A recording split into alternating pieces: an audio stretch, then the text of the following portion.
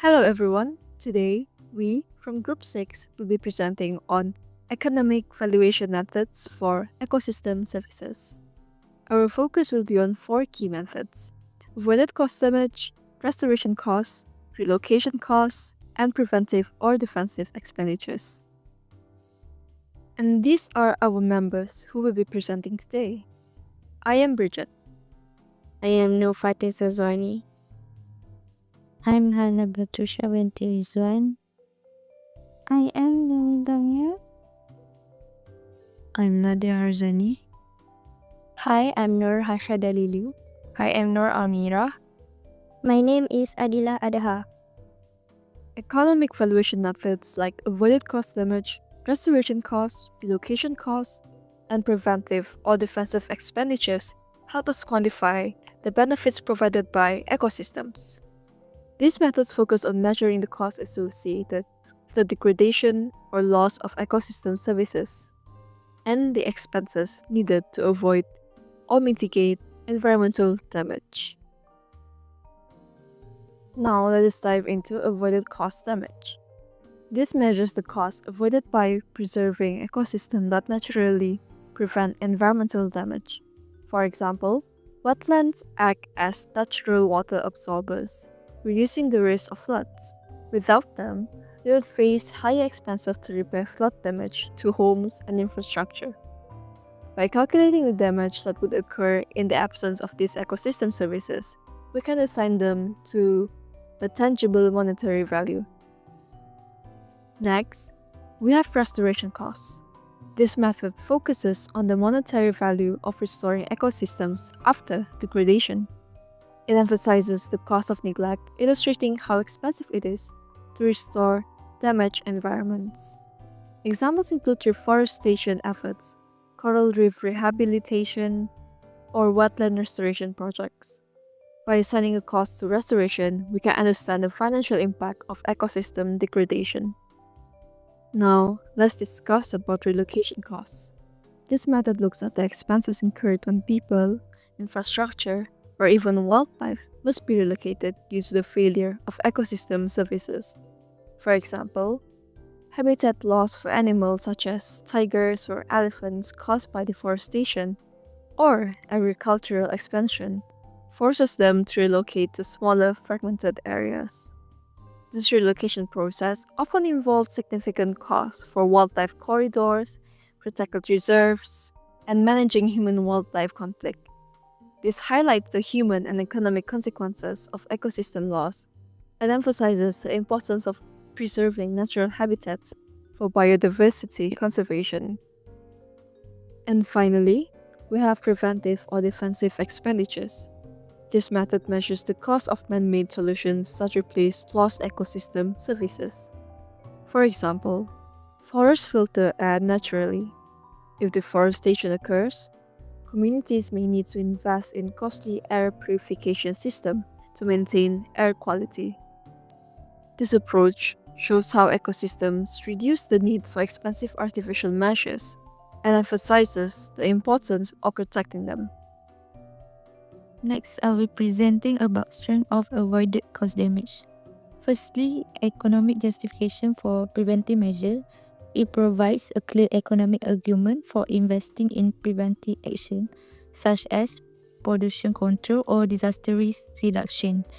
By demonstrating the cost saving from avoiding potential damage, stakeholders can justify funding for environmental or safety measures.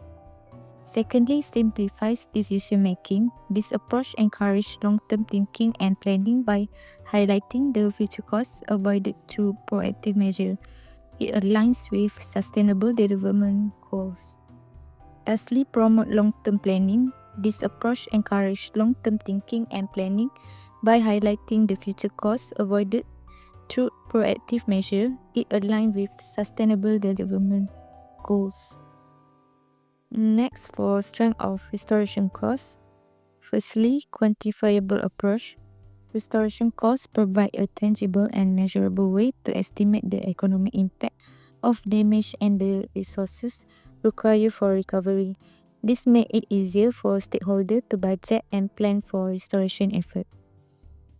For it promotes ecosystem service. By focusing on restoration, this approach recognizes the value of ecosystem service such as clean water, air, and biodiversity, which are critical for long-term sustainability. Strength of relocation costs. Firstly, risk mitigation. Relocation costs highlight the importance of moving asset or population away from areas prone to hazards such as flood, earthquakes, or rising sea level. By addressing risk proactively, significant long-term damage can be avoided.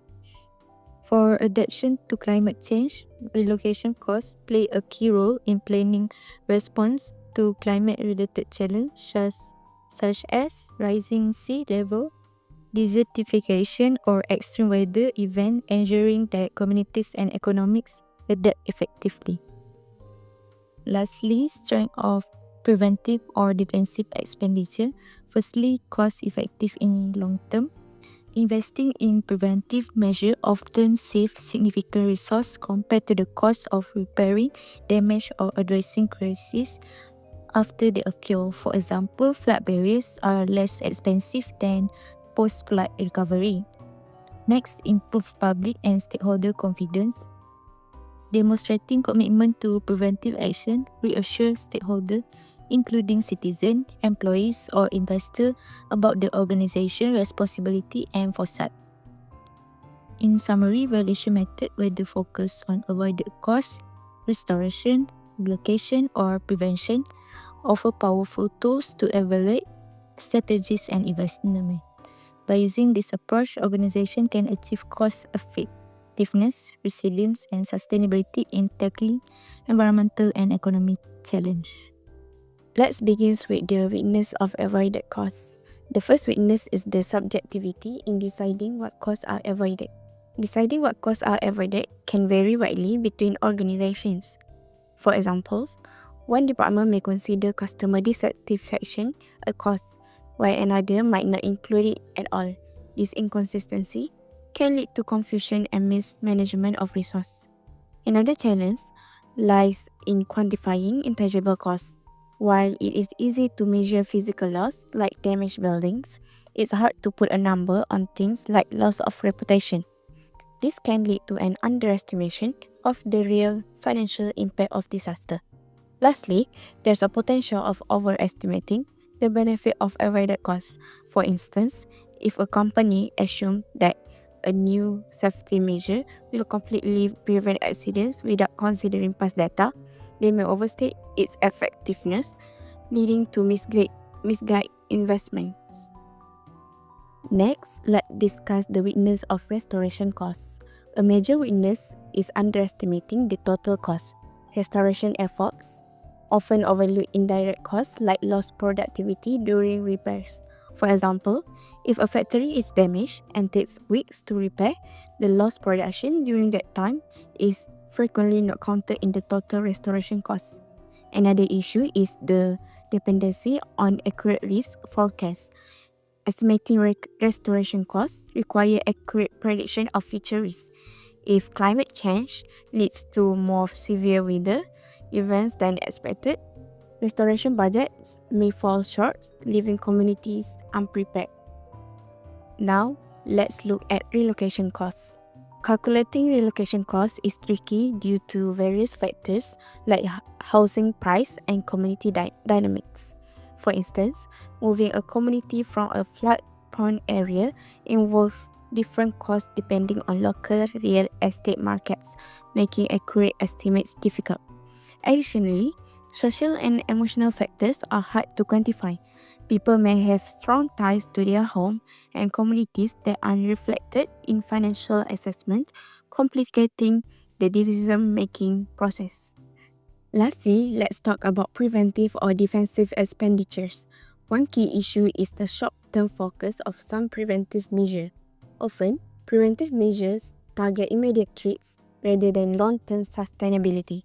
For example, building a temporary barrier against floods might help this year, but won't effectively address future risks if not part of a broader strategy. Another challenge is the potential for misallocation resources. Without clear guidelines for spending on prevention, funds may be wasted on less critical projects. An organization might invest heavily in one area while neglecting another that poses a greater risk, ultimately compromising overall safety. And that's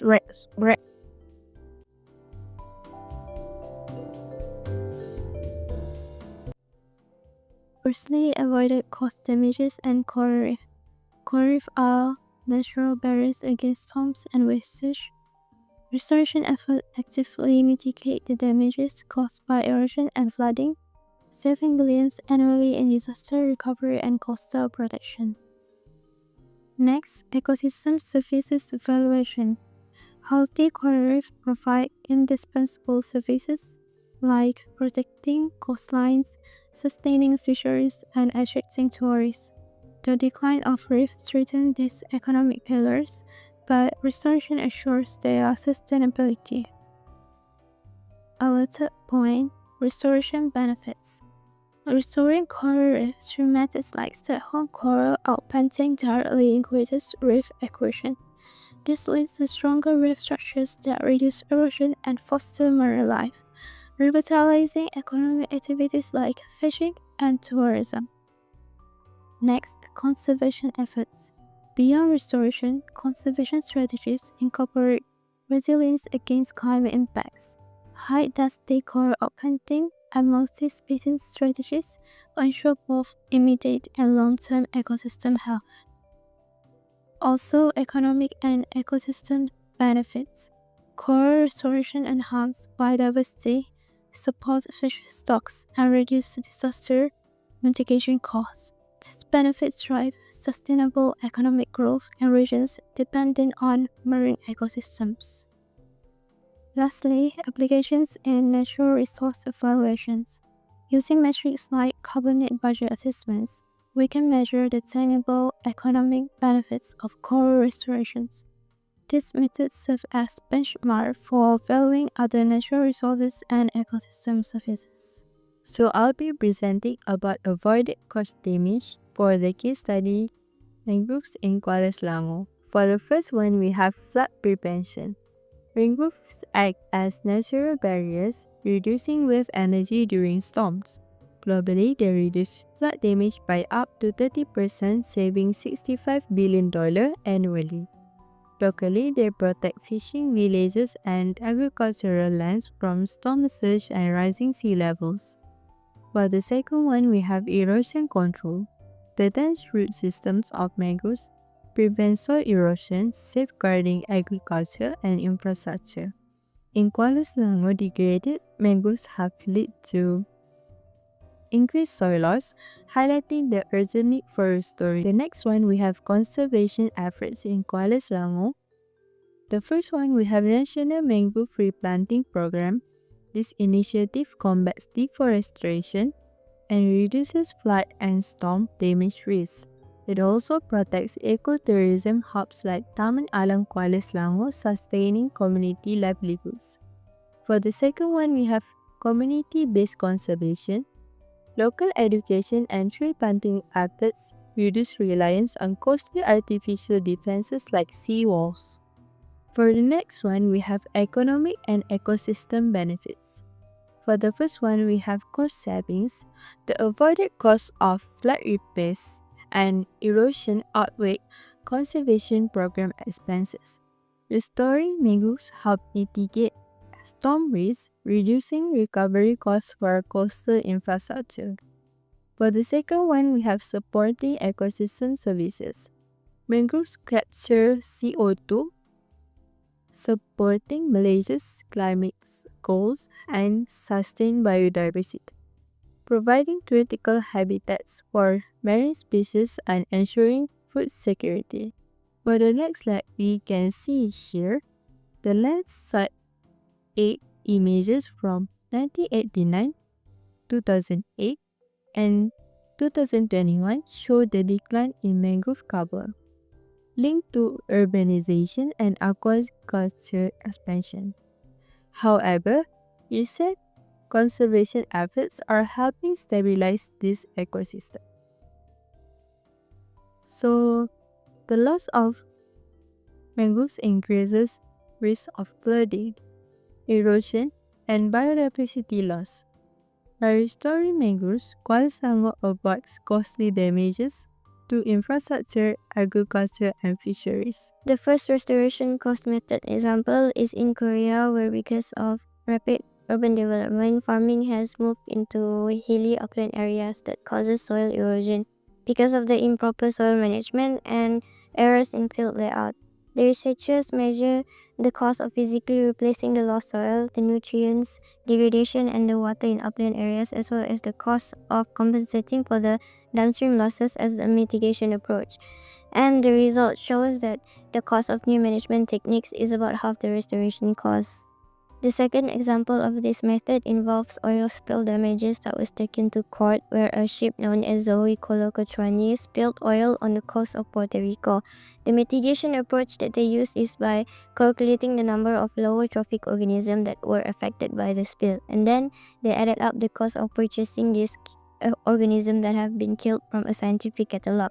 But however, by the time the plan could have been done, the organisms have restored themselves. Therefore, the court determined that the value that they got from the estimation did not accurately measure the actual ecosystem damages. An example of application of restoration cost method in Australia, where native vegetation in good condition should reach 30% threshold, or at least 12.9 million hectares needs to be restored. And the result shows that the cost of restoring this native vegetation accounts to 25.1 million, and the cost to maintain this conservation is 0.7 billion. Relocation costs. Relocation costs are the expenses associated with moving individuals, businesses, or communities from high-risk areas to safer location as part of disaster risk mitigation. Key components. First, physical moving expenses, transportation, logistics, and packing. Second, temporary housing, house-term accommodation during the transition. Third, infrastructure rebuilding, new homes, facilities, and utilities. Fourth, administrative costs, planning, legal, and organizational efforts. Fifth, compensation for losses, financial support for disruption to life or business. Purpose of relocation costs is proactively reduce exposure to risk and minimize future damage and socioeconomic disruption. Importance of relocation costs in risk management. Preventive measure help avoid disaster-related damage and disruption. Long-term savings reduce the needs for costly post-disaster recovery. Safety and resilience ensure vulnerable communities are safeguarded from harm. First, cost type, relocation costs. The purpose is proactively reduce risk by moving from hazardous areas. Second cost type is avoided cost of damage. Purpose is for savings from prevented damage and disruption. And lastly, restoration costs. The purpose is too expensive to repair damage post-disaster. Case studies of relocation and research. First, New Zealand. Managed retreat. Economic impacts of managed retreat 2019. Situation. Coastal communities face rising sea level and increased flooding. Action. Government-led relocation of at-risk home inland as a part of a managed retreat program. And the outcome is high upfront relocation costs but significant long-term savings by avoiding repeated flood damage. Second, Indonesia. Post-tsunami recovery. Costs and challenges of relocation 2018. Situation is in 2004, Indian Ocean tsunami devastated coastal towns, displacing thousands. The action is relocation of communities to safer inland area with new housing and infrastructure. And the outcome is reduced future risk but face challenges like maintaining livelihoods and communities cohesion. And the last one is United States. Flood-prone area, Benefit Cost Analysis of Relocation Strategies 2020. Situation is repeated flooding in areas like Louisiana and New York caused massive property losses. The action, federal funded buyouts and relocation programs, move families out of floodplains, and the outcome is lowered long-term flood-related costs and increased community resilience. Next, moving on to preventive and defensive expenditures. Preventive expenditures are investments made to avoid or minimize potential environmental damage or risk before they occur, for example, pollution control. Next is defensive expenditures, which are costs incurred to mitigate or repair damages already done to the environment or human health. For example, cleanup efforts, healthcare for pollution-related disease such as dengue and malaria. Why is preventive and defensive expenditures important? First, it helps allocate efficiently to address environmental and economic challenges. Secondly, the preventive measures are often more cost-effective than defensive actions in the long term. The first case study is in Costa Rica, Payment for Ecosystem Services program, which deforestation occurred in Costa Rica reached critical levels in the 1980s, threatening biodiversity and water supplies. In 1997, the PES program was launched to incentivize landowners to conserve forests. The preventive measures are payments to landowners for reforestation, sustainable forest management, and also forest conservation. Next, they also applied financing through taxes and fuel and water usage. For the expenditures occurred for over 500 billion paid to landowners since inception, and the outcome of this program is the forest cover increased from 21% in the 1980s to over 50% today. And the second one is to enhance carbon sequestration, biodiversity protection, and ecotourism revenues. On the other hand, for the local program such as Selangor River Basin Protection, Integrated River Basin Management (IRBM), which the Selangor River is a vital water source for Malaysia but faces pollution from industrial, agriculture, and domestic sources. So this approach was implemented to sustainably manage the river basin. The preventive measures establishment of buffer zones to reduce runoff pollution, monitoring and regulation of industrial discharges, community cleanup campaigns, and education programs, while the expenditures for the initial investments in monitoring systems and enforcement mechanisms cost few amounts of money. Ongoing costs for public awareness and community engagement. And the outcome of this program is improved water quality and reduced pollution incidents, and also lower costs for water treatment and enhanced ecosystem health. The next local program is the No Plastic Bag Day campaign in Penang, which occurred in 2009, encouraging the reduction of single-use plastics. The preventive measures are 20 cents charge per plastic bag was introduced in supermarkets and retail stores, and the policy initially targeted Saturdays but expanded to all days by 2010 up until now. The expenditures of this program, investment in public awareness campaigns and educational programs, allocation of collected plastic bag charges to the Agenda Ekonomi Saksama to support community initiatives. And the benefits is 33% of reduction in single-use plastic bag consumption since the campaign's inception, and decline in plastic waste pollution in rivers and urban areas. This is the timeline of Penang's No Plastic Bag campaign in 2009 until January 2021 up until now. This campaign has seen continuous evolution since 2009 that the state progressively introduced and strengthened the regulations to curb plastic waste. From an initial focus on imposing charges on plastic bags, we can see that it has now expanded to broader waste reduction strategies and a push for zero single-use plastics by 2024. These measures have played a crucial role in changing consumer behavior and reducing plastic pollution in Penang.